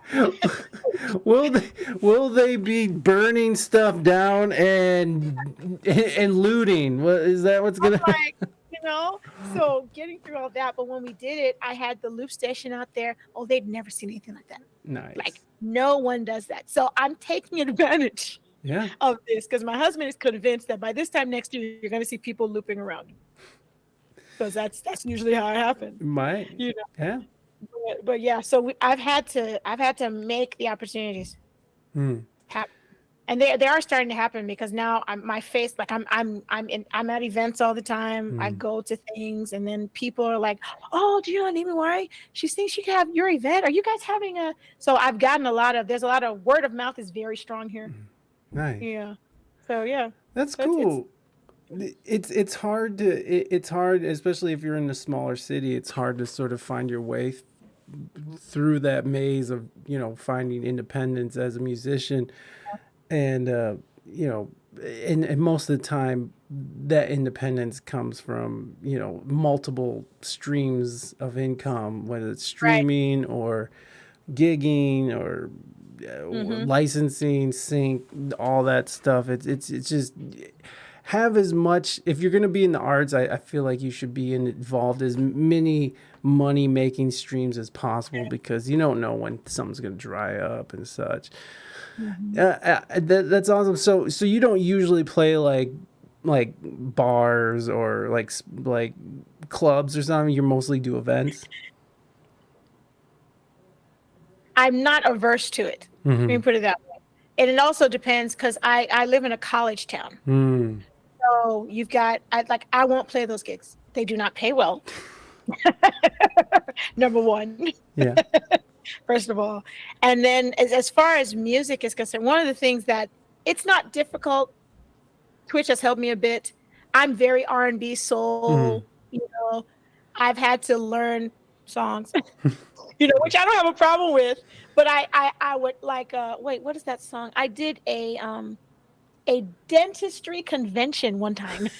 Like, but they paid me so well. Nice.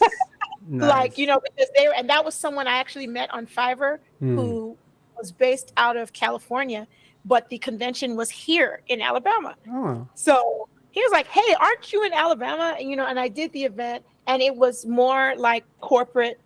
So you can't go in there and just bust out Tony Braxton, like you're not going to do that there. Okay. I said that. Yeah. So you had to, yes, son of a preacher man. I tore that song up though. Like it's a good song.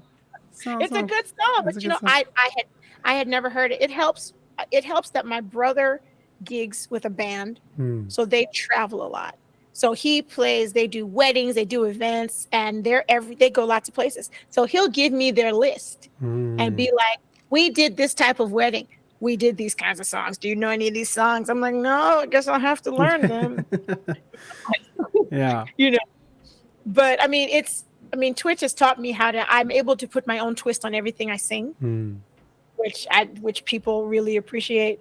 So it's tricky. Of course.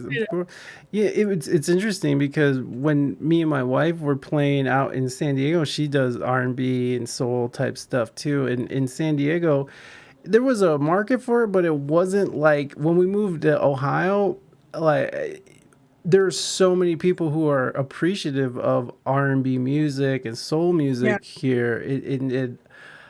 So when we came here, she noticed that she was way more bookable.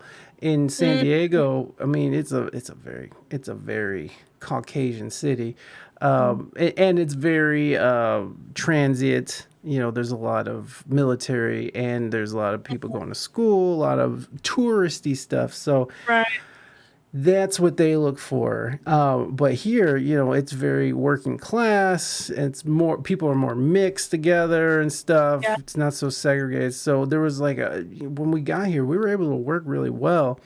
And which was very surprising to me. I didn't realize that's what was going to happen. But yeah, you do, once you start playing out and you start getting people who are requesting stuff, and you start understanding that you got to sort of open your catalog a little bit more. Do you do like country and stuff?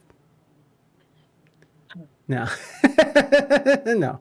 I have so many personal issues with country music. Like, it's like it's just an overload of it here. It's oh god, it's bad because I actually like country music. It's just that that's all they do here. Yeah. So if you sing anything else, you don't usually get the Caucasian events, and that's the part. Or if you're not singing Taylor Swift, you know, or you know what I'm saying. So, and that's the young people. I say young people like I'm 82, but the college kids, you know, but. No, and if I do, I don't sing it like it's country. Right. It's something else, which is good. I think that you should, you know, if an artist is going to interpret a song, interpret it how they want and how they see it. I think that's perfectly okay. That's the name of the game. So you are working on a full length album or an EP? What? It's an EP. Okay. And tell me about it. What's special about this? All right, so the first thing that's special about it is this is the first time that it will not be featuring NimiWari. It's just going to be NimiWari for once. So that's a big deal for me. The EP is really, it's special to me because it's a sign that I'm now very confident in my music. I think my music is not just a nice song, it's marketable. So for me, it took me a long time to get to that place because I just felt like I've grown up singing Whitney and Mariah and Celine, and that's what people know me as. Well, my music is it's like pop and R&B, and it's several things all together. So, you know, that the ability to be able to express, okay, this is me. These are all my influences. My influences are if you hear my music, my influences are very clear. I didn't know how clear. I'm like, wow, that's Michael Jackson right there. Like, you know, and then, you know, the project, like the way we're doing it, we were going to do just a regular album launch, like maybe have a little party, but we decided we were just going to have a full-blown production. We have a pretty like big theater down here. So we've booked the theater. It's called the project is called Dreamblazer. It's basically going to be about my journey to where I am now. So we will have like a production that kind of weaves through each song, through the music, the first half, and I think second half will be more like a concert. But all of my songs are very personal and very like, they're like my autobiography. So we really want it to be, I know it's going to be something like they haven't seen here because there's it's a lot of country acts. It's a lot of, and then if it's not country acts, to be fair, if it's not country acts, it's old school R&B. It's 90s. It's Belle Biv DeVoe coming through here. It's, Maxwell. We got Maxwell coming not too long from now. Man, he's So, so good. yes. We The got ticket, I don't think the tickets are out yet, but everybody's losing their minds about it now. But we usually have those two extremes. So you have so this is going to be, there's a little something in it for everybody. We called it Dreamblazer. That was my whole family got together and we brainstormed this name. My family is very, very connected to this project. Oh, Like everybody. Two of my African Beep did a lot of the scoring. She's helping me with production. My other two sisters are doing the storyline, directing, costuming. Like it's just it's a lot. But Dreamblazer really came from I've always done things differently from most people. Remember when I said earlier how I always stand out wherever I am. And I finally learned to embrace that. And I really want people, when they see the show and when they hear the music, my goal is that people will not be afraid of being different, not try to fit in necessarily, and realize that that's a strength, and not be afraid to blaze a trail to their dreams. I'm really aiming to make people feel like you're not too old, you're not too young, you don't have too many kids, you don't you may be successful in what you're doing, but a lot of times deep down inside, we all have something that we really want to do. And I want to encourage people to not be afraid to go for the dream. And it sounds kind of cliche, but there's so many people that I've met who are like, yeah, if I could do anything, I would be, because if you ask people, if you could do anything and you had endless money, what would you be doing right now? And suddenly people start imagining. And then you realize, wow, there was something deeper I wanted to do, but I've kind of played it down because I just don't think it's possible. I would like people to leave there feeling like anything's possible. That's the aim of the project, really. That's nice. That's really beautiful. Is there any songs online or anything that we would be able to hear to get a sneak peek? Not yet. Okay, that's okay. That's okay. Yeah, I'm having let's see, July 1st is my music deadline. So that's really? why I haven't streamed any of June, because that's all I've been doing. Always So I record. literally, I had a Zoom this morning with my producer friend in Belgium, because he's engineering and mixing on it. So we have Zooms like 2 or 3 times a week. Wow. So because my sisters who they don't play games. One of them went to she went to the Art Institute. She's got a fashion degree. The other one's got a film degree from law school. So they are professional. Like, you know how they're your little sisters. So you're kind of like, yeah, but they're like, no, we are the directors. If you don't have a song in that folder by the first, it will not be in the show. I'm like, okay. Hey, that's good though. You need that on your team. Yes, You do. You need people who aren't bullshitting, because it's like in this business, I've just found so many people who just talk a big game and just have nothing to back it up. So the fact that it's your family, that you can rely on them, and the fact that they're pushing you like professionals, then that's a good thing. That's really cool. So so once everything drops, are you gonna try to stream that production? Yes, that is the plan. We do want to live stream it. I think we're gonna, well, depending on how we get this set up, I'm trying to figure out the best way to do that. But we want to live stream it so people can actually buy tickets online and actually watch it. Wow, that's cool. Yeah. So that's I think we almost have that figured out. I think I think we just got to figure out the best way to do it, and where there's I can't use Twitch, because you know how that is. Why can't you use Twitch? Because what if the internet connection just acts weird and then everything goes up like That can happen. That can happen with any platform. I don't know. Maybe you and I should talk later about why you think that's a possible idea. Well, I mean, I'm still trying to wrap my head around what the best option is. Well, I mean, if you're trying to sell tickets, there's all kinds of websites that you can sort of use as a live stream, sort of sell ticket type thing to. Yeah. But I mean, if you're going to use Twitch, I mean, Twitch is Twitch. So as long as you have a solid, I mean, at the theater, they have They have That's like, I mean, you're yeah, able to plug your computer in, right? Like to the Wi-Fi. As long as yeah. you're not doing a Wi-Fi thing. Oh yeah, Hmm. private shareable link on YouTube as well. Yeah, you could do that where you could sell tickets and you could just send them Oh, the can you? link. Yeah. Oh, I didn't know that. So you Oh, could that do would a be. live, you could live stream it on YouTube and just send out private links to people who paid. I see. Oh, But, oh, have y'all just solved the problem for me? well, I mean, there's always a worker. This is Hey, actually what me and Raina do on a side hustle. So we oh, we really? figure out like different.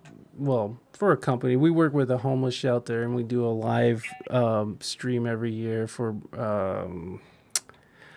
to raise money and stuff. So That's cool. it's yeah, and Raina works even more than me. I do other stuff, but Raina's really the brains behind this whole operation. So I'm just the passenger here, so it's all good. Well, so the name of the project is called Dreamblazer. Yes. Is that also a name of a song? It's the name of the theme song, Oh, okay, nice. actually. So wait, like, is it gonna be like almost like a story, almost like a musical? Like, oh, okay, okay. Yeah. Is it gonna Yeah. be? Is it gonna be a lot of like singing? Like, what kind of music? It's like more soul pop type stuff, or where are you going? The Dreamblazer theme itself is like it goes through like four genres because it shows my influences. So the point of that song is to show the like give you this is the roadmap. This is you'll hear Ah, it and you'll know okay oh and then the rest of the songs will be each song is going to be part of my story. So it's not I don't want to say it's like a musical because there's no like dialogue mm-hmm. really, but you know how I don't know if you've seen that Celine Dion had that thing she did in Vegas that time, and you know how each song is like a performance on its own. So the theme, every song had a theme, and so there were things going on. There will be dancers. There's going to be they've got a giant LED wall, so there will be definitely graphics and things going on there. So the whole idea is that every song should be an experience. Gotcha. That's pretty sweet. I like that. Are you gonna be doing like costume changes? Yes, You gonna have choreography? yes. Are you gonna be doing like? I go to the gym 4 times a week now. Okay, 3 times a week, and then I do a Zoom class. Like I have a whole program You're like I'm. because I have to be able to sing and move. You're Because tuning most up. of my singing is standing still and just kind of doing, maybe just a little. But yeah, the show is. I'll dance a little more than Whitney did. And maybe a little less than Mariah. Oh God, Mariah, they're not gonna carry me in. oh my God, I Mariah. love Mariah. Me too. Mariah is so lazy and just gets paid for it. Like, isn't that the goal though? To do as little as possible and be paid? Like, Yes. I love her. I love it. Remember that New Year's performance where she's just like, I can't hear me. I'm She's like, okay. What? I can't hear anything, so I guess this is what's happening. yeah. I saw one recently where she was like, you know how they play the track along with you? Mm. Cut out, and she had to sing that high part of "We Belong Together." She had to sing it full voice, Oh. and when she finished singing, she literally was like this. I'm gonna fire somebody today. Y'all made me sing. Somebody is fired. Somebody is. Somebody getting fired. Somebody getting fired. Oh man, I was trying to look for it, but that's okay. I mean, we all know that Mariah can slay, so it's not like That's what I'm saying, and I no think surprise. she deserves to do whatever she wants. I agree. She's done it, man. Like the whole Raina read her book, and so I got to hear a I lot. read of it too. It's fun. It's a fun story. She went through a lot, and to think about like. Like it's all coming out now, but you think about like the grossness of what was the guy's name? The guy who married her, who was the head of the Tommy. Tommy. I forget. Tommy Vitola. Is that it? Motola. Matola. Yeah. Yeah. So like, like Yeah. how slimy that is and how young she was and like to think about like all the things that especially young women have to deal with in the music industry going into it, and Mariah, who was able to rise above. Yeah. Imagine all the women who just get taken advantage of, and they just get Yeah, left on the and side. young guys too. Oh yeah, young guys too. It's funny because I think we always I didn't really think about it, but when you now hear these stories, you're like, wow, like it didn't even occur to me because usually it's just you think it's women, Mhm. But Oh yeah. the industry's nasty. It's gross. Yeah, no, Yeah. you're absolutely right. Because young boys are horribly taken advantage of, and we're seeing that it's all sort of coming out now. So, no, I guess we just look at. I guess we just look at women differently in society, and we all think that they're helpless and stuff. But I know. and meanwhile, dudes are over here taking the same kind of treatment. I do think that women tend to be more vulnerable for it just because of physicality. You know what I mean? But yeah, definitely men are. Men get skipped over a lot. Especially when you think about how there's so many middle-aged men now just sort of killing themselves like every day. Just men are just offing themselves. And then young children, especially young women, again, young women and young men, so it's, I don't know, men do sort of get looked over, and I get why people are sort of apprehensive towards men, because men, especially white men, have been, there's a history and there's a lot that was done, so they sort of get pushed to the side as all bad people, but but it sucks for these dudes who are out there just I don't know, just taking I their think own. men have it rough because if you're expected to be tough, Yeah. and then when you are too tough, it's a problem, and then when you try to be emotional, it's a problem. Right. Either I don't know, it's a difficult. yeah, it's a weird balance. It really is. And we people can be, I'm open-minded as possible, and oh, I want a sensitive dude, but like when you get down to it, most of the ladies that I know and interact with, they don't want a dude who's just sitting there soft and squishy and a pushover and lets them, lets people just take advantage of them, and it's like because you can be nice, but you don't have to be a weak little snot. You know what I mean? So I don't see very many women out there who are just vying for these beta males who. And like, I'm not saying I'm some sort of alpha, but I mean, I have some self-respect. Jeez Louise. So I don't know. I don't know. Like it's definitely like you said, it's a confusing situation for men because they have to be this. I don't know. We're expected to be sort of this like genderless, like soft and we're supposed to be in touch with our feminine side, but if we do that, then all of a sudden you're demoted to the friend zone. Yeah. But that's why like, and I tell people, like, too, like, especially dudes who have trouble dating, it's like, if you like somebody, you can let your intentions be known. Like, don't let them guess, because the worst thing that's gonna happen is them to just turn you down. It was like, fuck it, who cares? Like, some people can't take rejection, but like, you should let your feelings be known. Better than the friend zone. Yeah. Like, it's better to know where you stand, I would think. Yeah. Yeah, because like, some dudes aren't interested in being friends. Some dudes are. I'm not speaking for all dudes, but I definitely, dudes who have a hard time communicating, especially with women, just, like, it's okay to be like, I really want to take you on a date. Something like that, like, as long as it's an appropriate situation.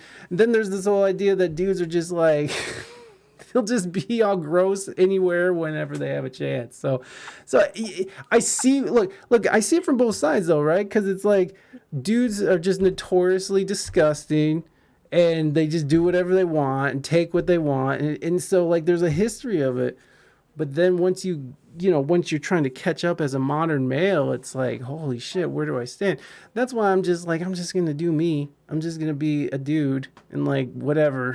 You can't. Because there are women like that too. Yeah. I mean, there are women. I don't know if they call them alpha women, but but there are some women like who are players like that. Like I always think it's funny that we only think guys are players. Right. Like women, yeah. I think we do it better than y'all. I think so too. I think so too because women have a better way of. I mean, women can just. They can play the field. They're not showing their emotions on their sleeve, like they're not, because like dudes suck at cheating and trying to play the field because they're always forgetting to like erase stuff. Women are very on top and intuitive. Like they're just like, I'm going to delete this message here because you never know when you got somebody going through your shit.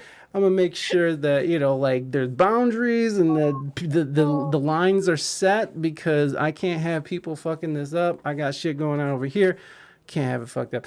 I honestly do. I think women are just do it better. Men are just. It's such a waste of time. Like the stress of it. I don't know how people keep up. Like you're right. It's too stressful. It's stressful. It's stressful. Who wants that? Who wants that? Who wants that kind of stress where you're constantly worried about someone catching feelings or forgetting to delete a message or forgetting, like smelling like perfume? You're gonna get caught. It's gonna happen. It's gonna happen. It's true. And if people want to be that and like live that life, don't settle into a long-term relationship. Then just keep open. But like I think there's some people out there who just that's how they get their jollies is like breaking hearts and being horrible. Yeah. I think that's just part of the whole thing that makes their life worth living, I suppose. NimiWari, when should we be expecting Dreamblazer? When are we gonna get a piece of that? What you mean, the date of the show, or you mean when can we be expecting new music? Okay, my first single, because we want to do 2 singles up to the show. So October, there will be a single. November, there'll be a single. And then December, the EP will come out. Okay, and then December 15th is the premiere of the show. And right here is the thing. Right? This whole thing right here. So if you guys are interested, please do. Make sure that you stay up to date. Make sure you're giving Nimi a follow here. And if you guys are listening on the audio side of this podcast, make sure you guys are in the show notes, clicking on the links, and making sure that you're supporting Nimi because you're doing so many. That's really cool. I love the idea that you got. It's such a big idea and such a cool idea to do. Especially for your first sort of release. So that's really cool. I can't wait to hear your big black voice just belting them notes, just letting us know. It's just I'm excited. True stories are always the funniest, They're the best. They're the best. You can't make some of this stuff up, man. We love your big black voice. Oh God! I think he was from like Italy. We love your big black voice. No, I read it in the accent and just cracked up. I was like, it's so big and beautiful and black. We love it. We love it. NimiWari. NimiWari, I appreciate you being on the show today. Is there any what's the best piece of advice you've ever gotten? Be authentic and be yourself. Boom! There it is. Straight to the point. No fucking around, folks. Be yourself. Be authentic. Do your thing. Nimi, thank you so much for giving your time up for us to get to know you and talk about your projects. And I hope anybody who is in Nimi's community learns something that you might not have known. Uh, Right. I had a great time talking to you. You're I welcome. did too. Well, I'm glad you enjoyed it. And anytime you want to come back on, you have an open policy, open door policy, and Aw, when your singles come out, just remind me, and we'll talk about them on the awesome. show, or you can come back on, however you want to do it. NimiWari, thank you so much, everybody. Please put your hands together for our wonderful guest, Thank you. NimiWari. Thank you, Nimi. I appreciate you. Have a good day.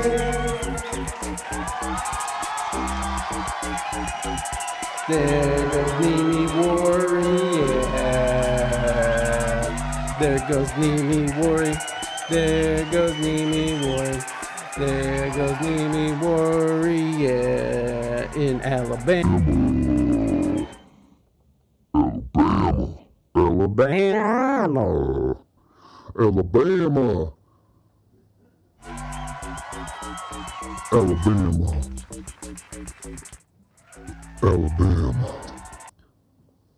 That's enough of that. That's enough of that. Okay.